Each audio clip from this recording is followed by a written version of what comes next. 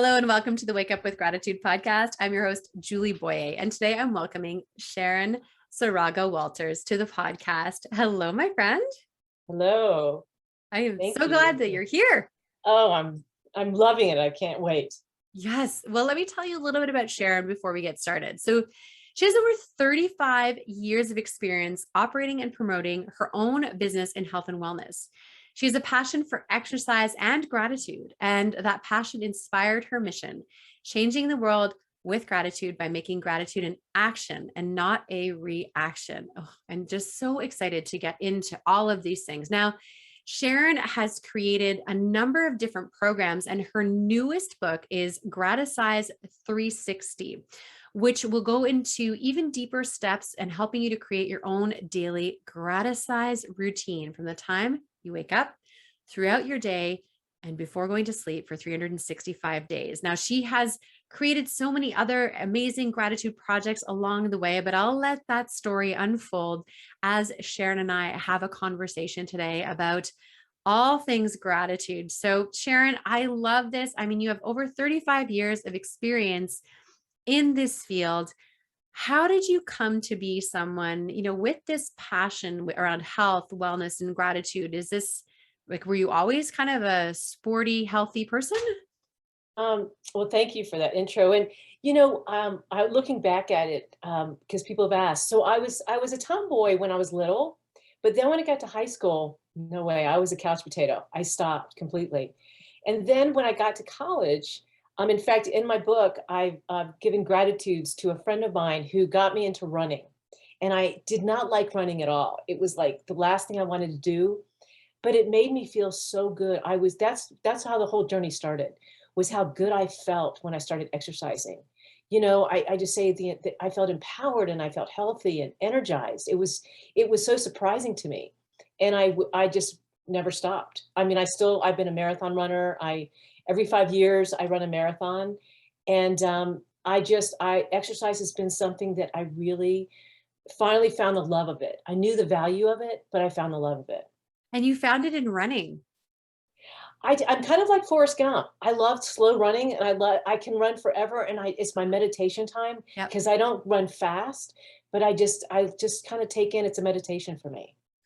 Okay, that's amazing. I mean, I'm a former runner and former triathlete, so I'm unable to run anymore, unfortunately, due to some injuries that running is not, favorable anymore. But I do walk. Walking is my favorite way to move my body and to get outside, like you said, getting outside and into that, just going and being in nature and connecting and all of these things. So I am very impressed at your ability to run over a number of decades. I find that really amazing because running can be really hard on our bodies. And I mean, that's fantastic. So then you developed a career in this, right? Like, how did you go from a runner, part-time runner, casual runner, to actually building your career doing this?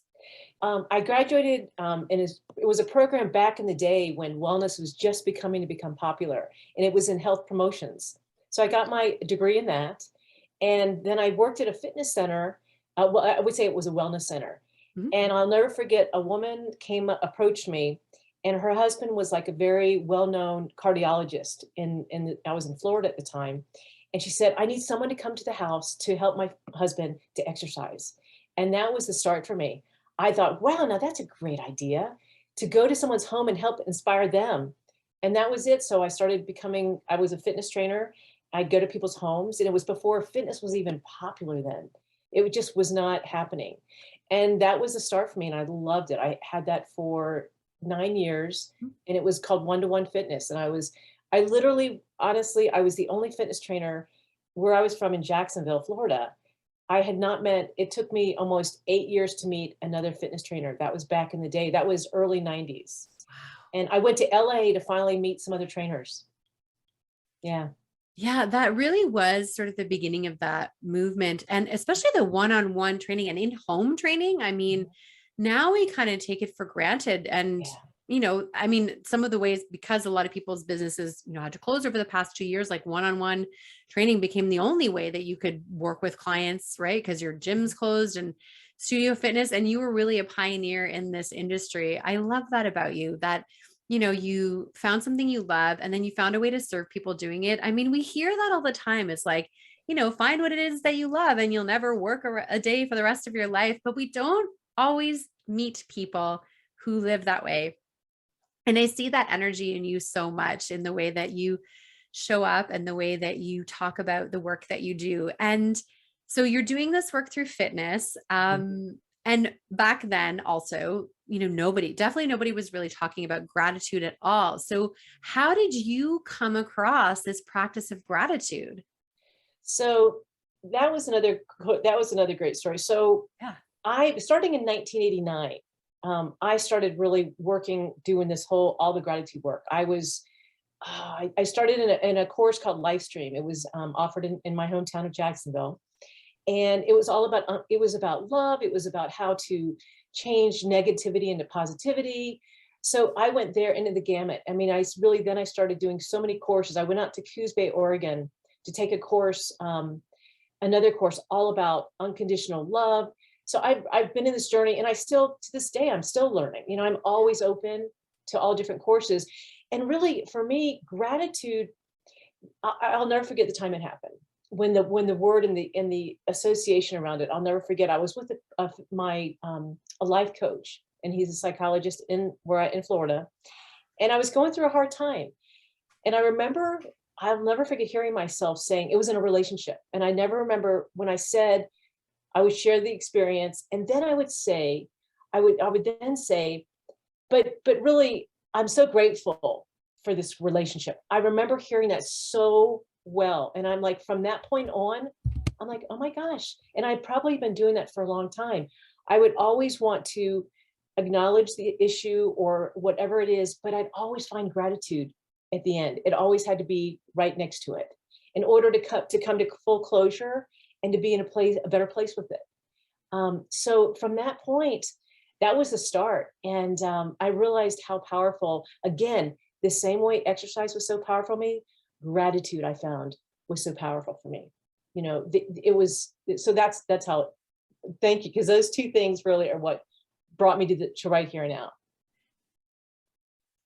That is so interesting to me, honestly, Sharon, because you were at a time where this just wasn't even we weren't even really talking about it. And you came across this and noticed that, how much of a difference it made when you found the gratitude in the different situations and things like that. And it's interesting because before we pressed record, of course, a lot of the great conversations happened before we pressed record.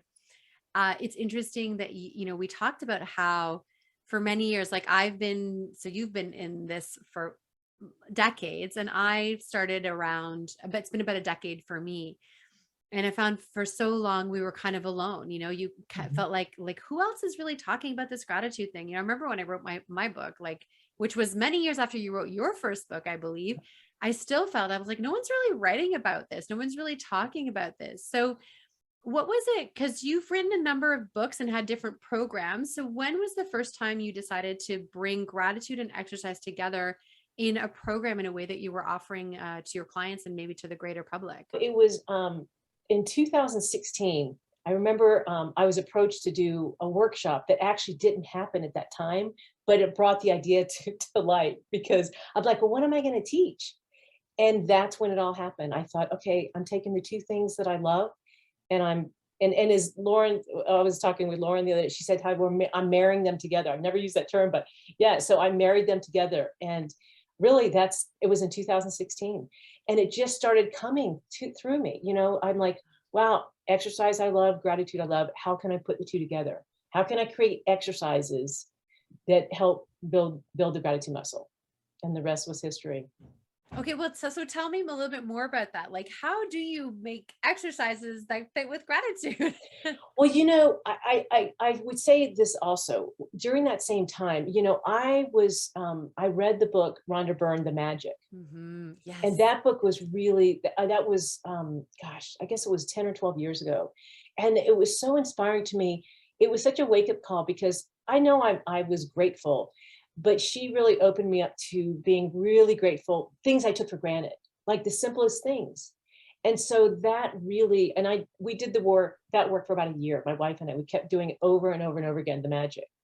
So, from that feeling when I got about taking things for granted, it was really easy because my first book, the 28-day gratitude workout, I chose really easy, simple exercise to do that.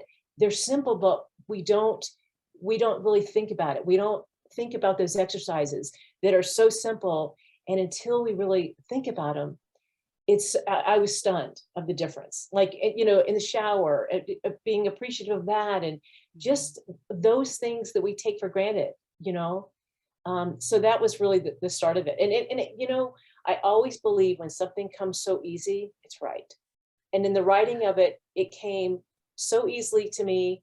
I never had a first thought that I'd ever write a book, ever. It was never, ever, ever in my thoughts, ever.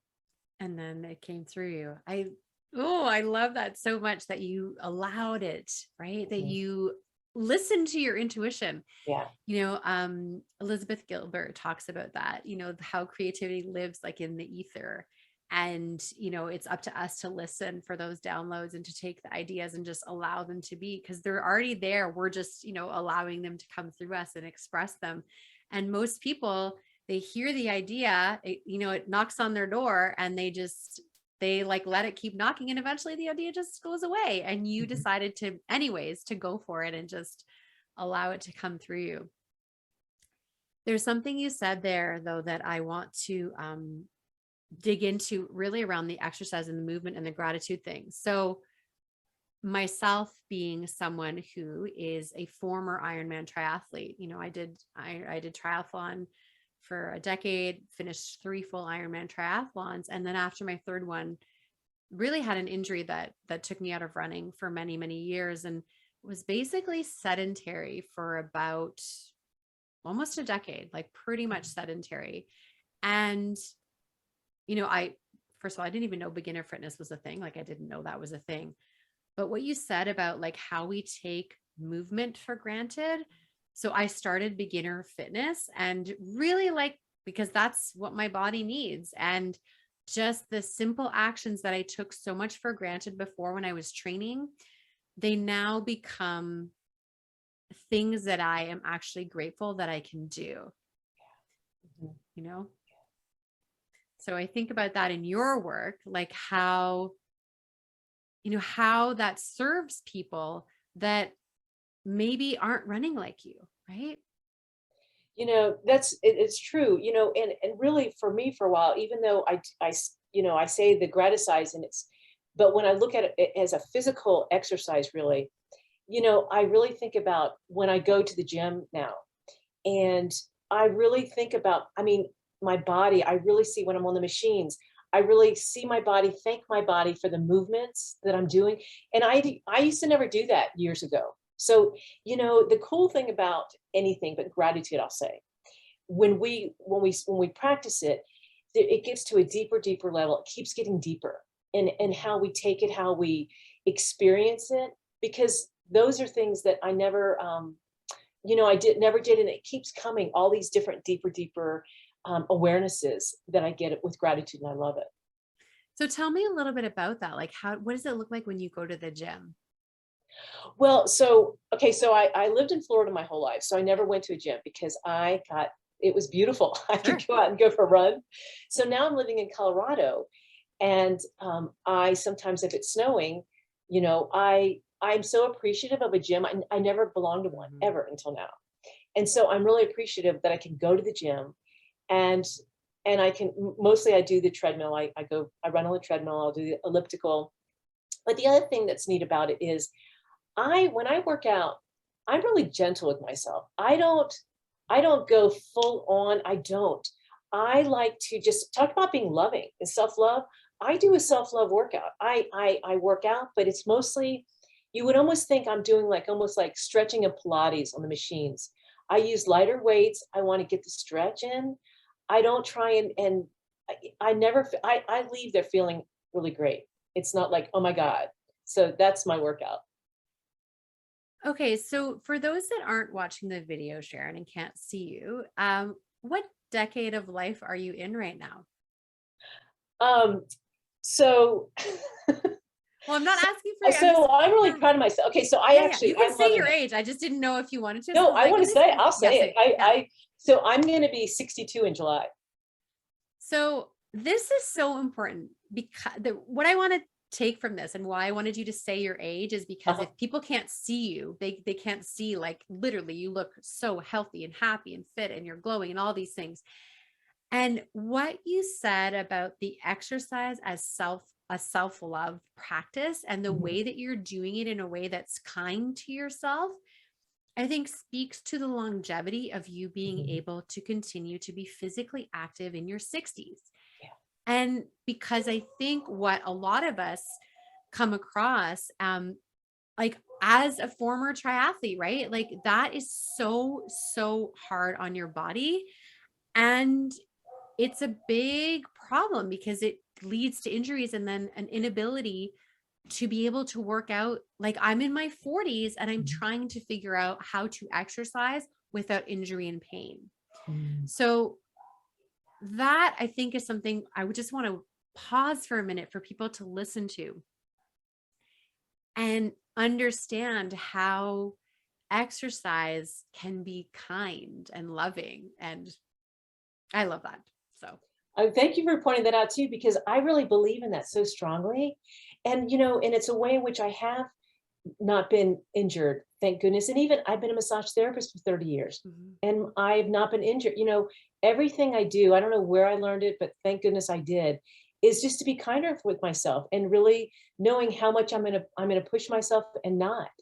It's a practice that is really important. And when people can hopefully see it before they get injured or after they've been injured, to then manage it differently themselves. Yeah, I'm really starting to understand a little bit more about self-compassion, and being just kinder to myself. And I think I had a few little like personal light bulb moments when you were talking about that, about like when you're training like that. And I think just like I started as a competitive gymnast, so it like every sport to me, there was always had to be like a competition and Mhm. push to be the best and all that stuff. But what if we look at it from your perspective and the way that you approach it, something you love, something you enjoy, and you're being kind to your body in this Mhm. way, that could be transformative for someone who's listening right now, and the way that they exercise and take care of their body. Yeah, well, and I love us talking about this because I remember back then when I was a trainer, and I remember I just couldn't be the trainer that just went way, really intense, and that just wasn't me. And so I didn't have many people that I don't even think I lost any clients from that. But I just when I started to see people, doing training, I was just the trainer that just was going to go at the pace Mm. of what they wanted and not. And so I actually ended up, as I think about it, I didn't have clients that got injured because of that. I didn't even think about it till right now. I honestly feel like this is so important that people are hearing this message that, if you exercise in a way that's caring and kind to your body and that has self-compassion and self-love and gratitude in it, like it is possible to stay injury free and continue. I think movement is, there's this misunderstanding sometimes that exercise has to be like self-flagellating. Like you have to like go as hard as you can and push Mhm. and if you're not sweating, you're not working and your sweat is fat crying and all, it's like, no, like what if you just like love your body and move in a way that feels great? So, because then you can do it into your 60s and 70s and Yeah. 80s and Oh, beyond, until I'm right? already saying Yeah. every 5 years I do a marathon. Yeah. So I'm already saying that I'm already thinking at 105 that I'm going to Yeah. do because every 5 years I do a 0 and 5 birthday ending. Okay. Well, I'm here. I'm invested in the journey with you. So I'm not completing marathons anymore. But I'm very excited to I'm very excited how this is going to affect my own mindset as I'm starting my own fitness journey again. I call Mhm. it sedentary to fit because that's what I'm trying to do. And what does fit mean? That's my own decision on what fit Mhm. means. It definitely does not mean more Ironmans or more triathlons or anything like Yeah. that. But I'm going to adopt some of the things that you've just shared into my own sedentary to fit journey because that feels so good. So, all right, if you haven't had an aha moment, my listeners, listen again because Sharon is just sharing so much incredible wisdom with us right now. And I think it's incredible to hear. So, okay, I just want to get back to your story for just a second because you left Florida to Colorado. So were you able to take your fitness business with you, or is that when you sort of shifted to doing the writing and the programs and that kind of thing? No, actually, the fitness business ended, well, as a formal fitness trainer, I still continued my exercise and fitness, but so the past 30 years, I've been a massage therapist, and I haven't formally. I share with people anytime they ask a question. I'm more than happy to give my intuitive answers to them. But I've been a massage therapist for 30 years, Okay. and Okay. so one thing I will say too. Here's my positive spin on the pandemic. So I'd always be busy with my massage business and I didn't get to put as much time as I wanted into the gratitude work. Well, since the pandemic and I wasn't working for like 9 months to a year, there was my blessing that I got to really emphasize and put a lot more work into the gratitude. And still to this day, like I got the balance now. I'm not going to go all into the massage. I love massage and I still do it, Mhm. but I've got a balance between now. I have both. And that in itself, and yes, I remember you had said the massage. I didn't realize that the fitness, because there are people that are doing the fitness and the massage and all of that. So Mhm. I didn't realize the massage was your 100% sort of career. And again, to be in your 60s and still doing massage therapy is also an incredible testament to taking care of your body because it is a very, very physical type of work. And you don't see a lot of, over 40 massage therapists. So unless you've taken good care of yourself, which is amazing. So your newest book, Mhm. Graticise 365. So was Yeah. that born through the pandemic then? No, that book has actually it was on my mind for the past couple years. Right after this, I wrote one in 2016 and one in 2017. And right after that one, it's like, it just keeps, once it starts, it just keeps coming. You can relate to this. It just, the thoughts and the ideas keep coming. And so on my Facebook page for the past, gosh, 6 years, I've been writing one exercise every single day of gratitude. I call it a gratitude exercise. So I've been keeping track. I started writing down in a notebook years ago, all these different exercises that I've been using. And I knew that one day they would be, I could use it somewhere. Mhm. And then it's, again, when I told you about how as we're doing it, the growth continues and continues, Oh my gosh. Yeah. then all of a sudden it came to me a couple of years ago of just different steps that are in the book now Mm. of how to do the daily Graticise routine, from the time you wake up throughout the day until you go to sleep. So it's been kind of a work in progress for quite a few years. And I'm just elated that this is the year that it came out. Yeah, exciting. Okay. So take me through it. So you get like a page a day that takes you through, or is it like a system that you repeat? How does that kind of look So like? what it is in the book, when I start out, I talk about just my journey and how Graticise even came about for me. But then I take them through every step. I give examples, I give tons of examples and my own journey of that. Mhm. So the first one is, as you know, why I love also what you're doing in the name of yours about the wake up of gratitude, because I'm sure you, as well, let me back it up a minute. I want to share something with you because I heard you just recently on a podcast, and my story I want to share about the wake up. I wrote the book in 2016, the 28-day gratitude workout. It took me a year later, I kid you not, and all of a sudden I had a wake up realizing that I never once woke up and said, thank you for being alive. I had that epiphany came to me and I'm like, oh my gosh. And there was another thing that I took for granted. It was the shower was that. But a year later, I said, oh my gosh, I am taking for granted my gift of being alive. And from that moment on, it's was shocking to me. And that became a very important aspect for me of making sure I really tap into that. So the wake up is extremely, I mean, for that, but as you know, the wake up is everything. How we do that, it's being intentional. And I know I'm speaking to the choir here, but it is, it's just, but it is so intentional and so important, the wake up. I'm actually really glad you mentioned that because you're speaking to me who lives that way, but someone listening, it's their first time here maybe. And they haven't really thought about that. They Mhm. haven't really thought about what is, what is it actually to wake up with gratitude? Right? Mhm. What does that mean and how impactful that has? And, mine came from like really understanding it came from, a situation where I did almost lose my life. I did go Mhm. through a bacterial infection that, almost took my life and all of these things. And then I really like had that depth of understanding of today is truly a gift. And I also at the same time love hearing when someone else comes to that realization, but it wasn't because like Mhm. they didn't have to have a traumatic experience Right.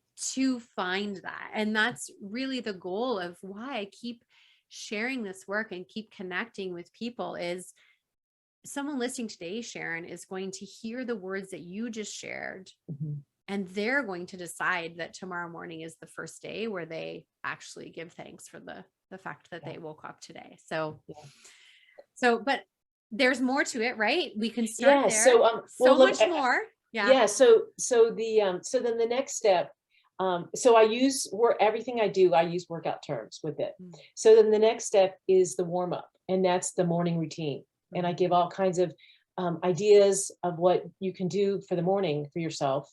Yep. And then the next step is the workout. And that is, and that's a really cool one. And it's just, you'll have to really get the book for that, but Yeah, of it's course. just utilizing, thinking about throughout your day, how do you, I have, okay, so this is kind of cool because I get these words that come to me. So throughout the day, I have people, I say, stop and give me 3 reps, and they're gratitude reps. So Yes. so that's really cool. So throughout the day, and I like to make it fun, not, I just like really like to make the whole thing fun. So that's the workout. And then the cool down is at night before you go to bed. Oh, it's so clever. It's so clever. I love it so much. And I love that again, this connection to intuition. A lot of what I do as well, like I allow my intuition to talk to me. When I wrote my book, I would go Hmm. for a walk and then the chapters would like download, while I'm walking and then get home and just write them. Yeah. And, the book, it's like the book was already made and I was Mhm. just writing it down. And I hear that in your work too, how you're saying like these terms just like they come to me. And that's cool because anybody can tap into that intuition. Anybody can Mhm. tap into the creative field and having a gratitude practice because the gratitude practices bring us into the present moment. Mhm. It does make it easier for us to tap into our intuition or tap into the creative field because we've stopped, right? We've stopped. And also what I love about what you're sharing too is about the fact that this is the wake up part is really important. And if that was the only thing that someone was doing, great. But I love the way you bring it throughout the day because I do believe that there is a way for us to live this way, right? Yeah. Just live like this every No, day. absolutely.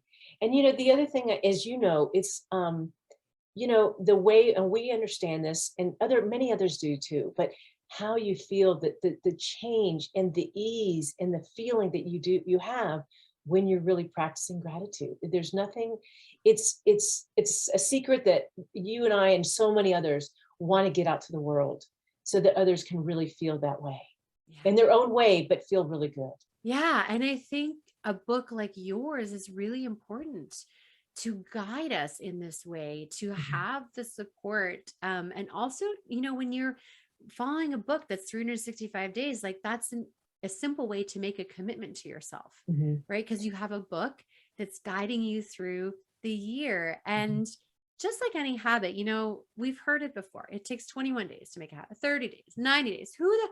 I don't know. You can actually create a habit in one day, Mhm. but it also might take 365 days. And so that's what I really like about, the way that your book comes together is it is about that. What can we do in a year? And we sometimes really get frustrated with ourselves, because you've been in fitness and around that for years, like the New Year's resolution and all that stuff. And it's like, but what if we, instead of just like worrying about what we're doing in January, what if we focused on what we can do in that year, a little bit at a time, a new habit at a time, Mhm. right? Yeah. Yeah. No, that's true. And the one thing good about that I also like about the book is, one is I have them, if they choose, there's a Graticise promise. They can set a promise themselves in the book. But every day there's a 365 days. So I have the steps, and it's just not a lot of writing, it's some check offs and stuff. It's just to keep accountable. But if they miss a day, so be it. And you can, whenever you start, you start. So there's no January 1 to Right. December 31st. And yeah, I think that's like really important to just Mhm. do that. But so there will be a day, every day you'll have a place that you can go to and check things off and do a little writing. I think that's important too, that you can start at any time. And Hmm. also, I think about like when I started this, like this sedentary to fit journey for myself, I started in December. I also started my podcast in December because I said to myself, when I started my podcast in December of 2019, I said to myself, everyone's going to wait till January 1st to launch their podcast. I'm going to launch mine in December, right? Get ahead of the game. It was the same with the fitness thing. I was like, I'm 45 right now, I'll be 46 next month. I need to start doing things to make sure that my body stays healthier as I go into my next decade. And so I decided not to wait. I was like, I'm just going to start today. And I think that's great is you can start today. So where is the best place to find your book? So it should be today or tomorrow. It'll be on Amazon. Oh, okay.